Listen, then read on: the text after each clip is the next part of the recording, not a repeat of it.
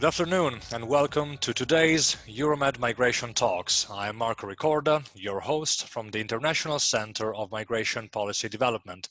And today I have the pleasure to be accompanied by Ronnie Goldberg, Senior Counsel for the U.S. Council for International Business, Chair of the International Organization of Employers Working Group on Migration, and representing the business mechanism to the Global Forum on Migration and Development. Ronnie, thank you for being with us today. Pleasure. Ronnie, do you believe that the COVID-19 pandemic will have an impact on migratory flows and on the international labor market? And if so, in what form and with what perspectives? Well, certainly it will. COVID-19 is going to have an impact on virtually, I think, every aspect of our society and our governance.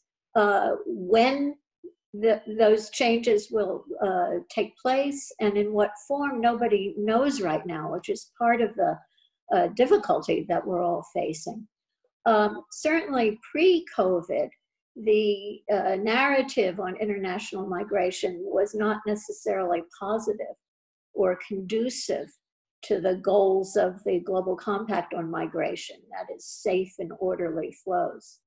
What we've seen since the onset of the pandemic, of course, is a virtual end to migration as to all cross-border travel. We've seen, I think, some positive developments in terms of perception of migration, in that there's been, in many places, a lot of attention drawn to the importance of the healthcare and other frontline and essential workers who are migrants in various places around the world. But also an enormous rise in the volume, the nature, and the complexity of the regulatory regimes in which employers and others have to comply in order to cross borders now.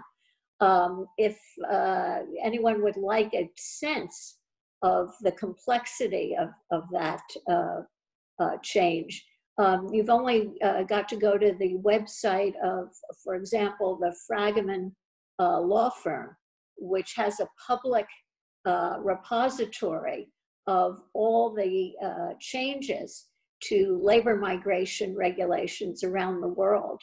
And last time I looked, it was running to upwards of 120 pages. So movement now is restricted in general. It's become immensely more complex and differentiated for people moving around the world. And if we know anything about the history of regulation, it's not going to go away easily or quickly. Business success and competitiveness in the global economy require clear and consistent migration policies, national laws, and procedures that allow companies to attract and retain skilled workforces. Between your experience, can you explain to us what is the added value of skills mobility in the private sector? Well, we live in a world in which skills and talent are the essential currency. The more we progress technologically, the more developments such as artificial intelligence, but not just AI, all kinds of technological advancements in virtually every field of enterprise. The more these improve our productivity, our efficiency, bring prosperity, the more dependent companies are on finding and retaining the appropriate talent, the appropriate skills. Now, we know that the world is facing, employers everywhere in the world are facing significant, even before COVID, significant skills gaps. That's partly because of demography. because there's a mismatch between the youth and employable people, largely in the developing world, and a developed world which is aging, and therefore needs to import many of the skills and much of the talent. So part of it is demography. Part of it is the failure, or at least the slowness of our education systems to catch up with the needs to match the kind of education our children are getting with the kind of skills that they're going to require to be employable. But the net effect is that the way companies can find and deploy and hopefully retain the skills they need to be competitive is by enlarging the talent pool, and that means across borders. So the ability to have a robust system of labor mobility is key to finding the right skills that competitive companies need. Engaging with employers during the development of migration policies is of the utmost importance for governments. In light of your experience, what are the main challenges impeding fruitful collaboration between businesses and policymakers in the area of labor migration policy? Can more be done? Well, certainly more can be done. I think one of the contextual challenges is the fact that migration policy is the victim of a highly politicized, highly sensitive debate all over the world. So the more the debate is dominated by xenophobia, by nationalism, etc., the harder it is to engage in rational, data-driven discussion. Employers, businesses are the users of, we're talking now about labor migration, labor mobility. They're the users of migration systems. They're the ones who can best tell governments what works and what doesn't, where the hangups are, what the needs are. But not every government around the world has the systems in place or mechanisms in place to regularly consult business. One of the reasons that we created the business mechanism to the GFMD, and one of the impetuses for it was the recognition by quite a number of governments that this business government channel of communication was either non-existent or not as strong as it should be. And so to their credit, they facilitated the creation of this business mechanism to bring the views of and the expertise of the private sector into migration debates. But of course, what needs to happen is that this interaction, this engagement needs to happen at the national level. And that's not a wholesale enterprise, that's a retail enterprise. It has to take place in each country around the world. So that's the challenge. The fact that the International Organization of Employers, which consists of representative employer organizations from nearly 150 countries around the world, is at the center of the business mechanism, means that we have a network that potentially reaches virtually every country.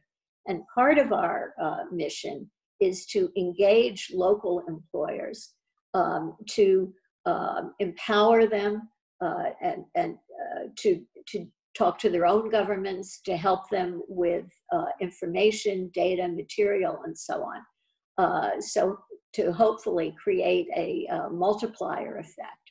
If we look at low-skill labor, we see that the needs often are met by by foreign workers who unfortunately lack a properly defined status. The creation of more legal avenues for low-skilled migration tends to reduce the incidence of irregular migration. Ronnie, what are your thoughts on this? Well, my thought is that precisely. Um, this is one of our fundamental points. No one doubts or disputes that irregular migration is a problem. It's a problem in terms of the narrative, right? We talked before about the narrative. It's a problem for employers who, by employing irregular migrants, are violating the law and making themselves vulnerable and putting themselves in a position that no employer should be in. But mostly, really, fundamentally, it's a problem for the irregular migrants themselves, who are vulnerable, who lack legal protections. Everything we can do to reduce the incentive for irregular migration is absolutely essential. The business mechanism and the business community more generally has been very taken up with the issue of the plight of low-skilled migrants. We've been very active working with the ILO and also in quite a number of other initiatives. During the COVID-19 pandemic, the role of migrant workers in key sectors of the economy has been quite relevant. Do you think that reporting on these efforts has contributed to nurture a less polarized debate on migration? What are your thoughts on this? I wish it had. It should. I'm thinking in some despair of my own country. Where rather than contributing to a more positive narrative, what COVID-19 may have done is allow or facilitate an even more strident anti-migrant set of policies sort of undercover. I think it's quite significant that the United States Chamber of Commerce, which has been a strong and vocal supporter of the current administration in many, many areas, is now suing the US government over quite draconian migration restrictions that have been put in place only recently. These virtually ended programs we have to bring highly skilled migrants to the US for reasons that I think we've talked about before, to address the skills gap and to supply needed talent. They've sought to diminish or possibly eliminate the possibility of students to be educated in the US, which is also a really important contributor to the skills profile. And it has many, many positive benefits, both for the students themselves and for the United States. So the fact that the US Chamber is moved to sue to try to beat back these policies, I think is a really important signal of the importance that the business community places on labor mobility, on the ability of persons not just to fulfill their own personal aspirations, but to contribute to their country of destination, and the importance to that country of destination for them to bring their talent, their skills, their energy, and their enterprise. sharing compelling migration success story may help, and hopefully will help, demonstrate how migrants apply their skills to enrich, as you mentioned, the local economy and communities. So how could the private sector contribute in crafting an honest and compelling narrative on skills mobility that, let's say, may resonate with governments as well as with skeptical publics? What do you think can be the contribution of the private sector in this effort? I think we could do a much better job. I think that there are a number of reasons that have perhaps impeded the ability of business to tell a compelling story in this regard. One is the understandable reluctance of companies to insert themselves in what is in many places a very sensitive and highly politicized debate or discussion. So their tendency is to want to not raise their profile. Although there are important exceptions to that, in which usually large companies have leapt into the migration discussions out of a combination of reasons. One is the importance of migrants to their own operations, pressure from their workforce and their employees, and even a strong moral conviction that the various policies have been wrong. But by and large, not a lot of companies have stepped forward, and not a lot have given prominence. I've seen wonderful, I'm not sure what to call them, vignettes or wonderful case studies based on the contribution of migrants to a company's bottom line and to the societies and the communities in which they live. Very positive stories. But getting these widely dispersed and promulgated, it seems to be a problem. Perhaps, and here maybe I shouldn't be quite so pessimistic as I was a moment ago. Perhaps COVID will give us some new opportunities. And one other opportunity, I think, is technology and the role of technology. Here, business is, I think, leading the way.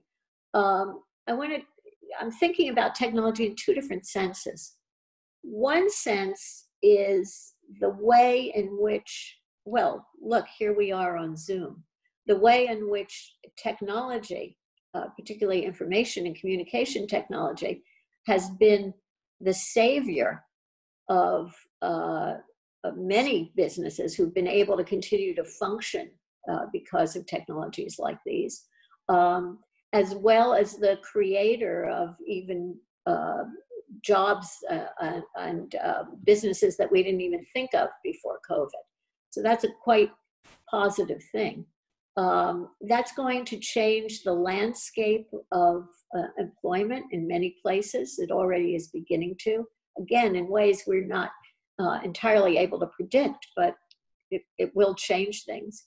But also, technology can be an enabler, a facilitator, and a great help in migration flows.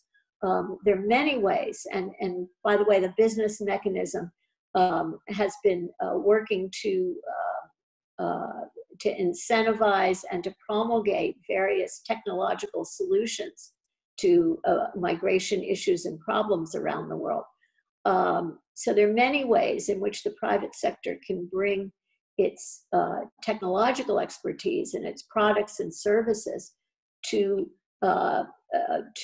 those in civil society, to government, as well as to other businesses, to help in the narrative. So I think that's a promising area. On that note, Ronnie, thank you very much for being with us today. Join us from Maine. It was a real pleasure. and we hope to collaborate with you and with the GFMD in the near future. Thank you so much. Thank you very much.